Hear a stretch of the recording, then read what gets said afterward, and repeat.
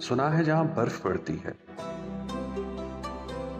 उस गांव की कच्ची गलियों में सरे शाम अंधेरे उतर आते हैं। हम बर्फ से कोई रास्ता निकालेंगे, मन के जुगनू जला लेंगे।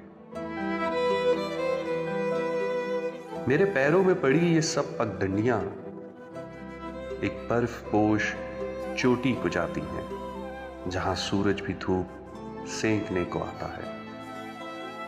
हम वहीं अपना मकान बना लेंगे,